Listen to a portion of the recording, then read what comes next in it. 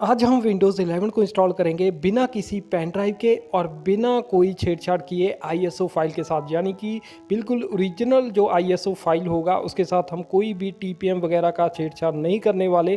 तो आप किसी भी कंप्यूटर में ये कर सकते हैं, चाहे उसमें टीपीएम वगैरह है या फिर नहीं है, या फिर उसमें सिक्योर बूट है, ये कोई मैटर नहीं करता। आप किसी भी कंप्यूटर में ये इंस्टॉल कर पाएंगे।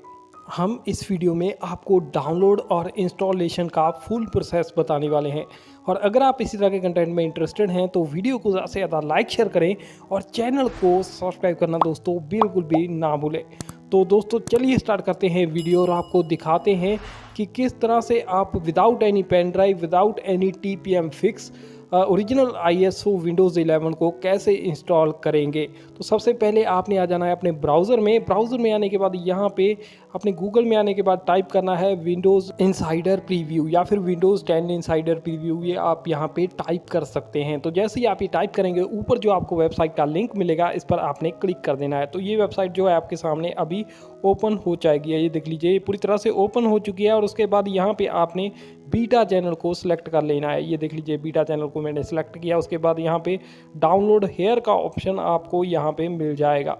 यहाँ पे कुछ अगर आप जानकारी लेना चाहते हैं विंडोज़ 11 के बारे में तो ले सकते हैं। यहाँ पे आपको डाउनलोड हेयर का ऑप्शन दिख रहा होगा, इस पर क्लिक कर दीजिए। ऊपर ही ये ऑप्शन जो है आपको दिखेगा। तो यहाँ पे आपने इस पर जैसे ही क्लिक किया तो आपके सामने एक नेक्स्ट पेज ओपन हो जाएगा। थोड़ा सा टाइम लग सकता है इस प्रोसेस में।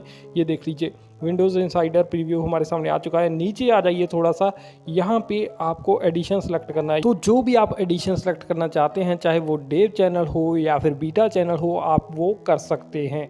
तो मैं यहाँ पे बीटा चैनल को सिलेक्ट करने वाला हूँ। तो बीटा चैनल को सिलेक्ट करने के बाद मैं यहाँ पे नीचे जो आपको कन्फर्म का ऑप्शन दिख रहा है इस पर क्लिक कर दूँगा। तो ये देख लीजिए मैंने अभी जो है बीटा चैनल को सिलेक्ट कर लिया। उसके बाद कन्फर्म पर क्लिक किया। उसके बाद हमारे सामने थोड़ी सी प्रोसेसिंग होगी और उसके बाद हम जो है लैंग्वेज सेलेक्ट करेंगे। लैंग्वेज हम इंग्लिश सेलेक्ट करेंगे। उसके बाद कन्फर्म पर क्लिक कर देंगे। उसके बाद हमारे सामने एक और नेक्स्ट पेज खुलेगा जिसमें हमें मिलेगा 64 बिट लिखा हुआ। तो हमें 64 बिट डाउनलोड पर क्लिक कर देना है। तो जैसे ही हम 64 बिट डाउनलोड पर क्लिक करेंगे तो हमारी जो फाइल है ये डाउनलोड होना स्टार्ट हो जाएगी। माइक्रोसॉफ्ट की जो ऑफिशियल वेबसाइट की स्पीड है ये काफ़ी अच्छी है, ये आपका काफ़ी जल्दी डाउनलोड हो जाएगा और 5 GB के आसपास जो है इस आईएसओ का साइज़ रहेगा। उसके बाद आपने एक और सॉफ्टवेयर को डाउनलोड करना है।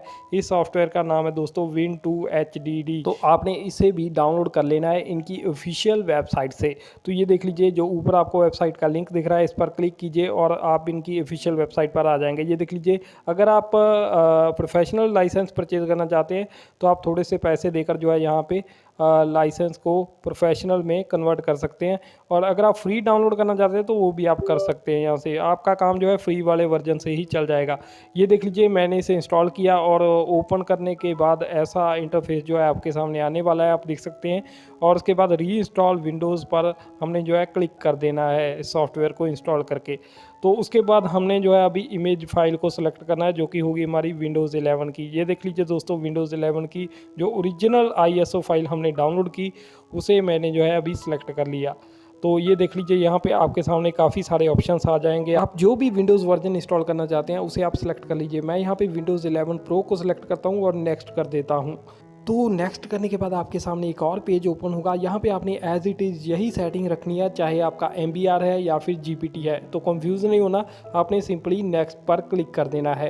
तो जैसे ही आप नेक्स्ट पर क्लिक करेंगे तो यहाँ पे आपने उसके बाद येस कर देना है और छोटा सा एक विन पे नाम का इमेज डाउनलोड होगा और उसके बाद ये आपका प्रोसेस विंडोज़ इंस्टॉलेशन का चालू हो जाएगा।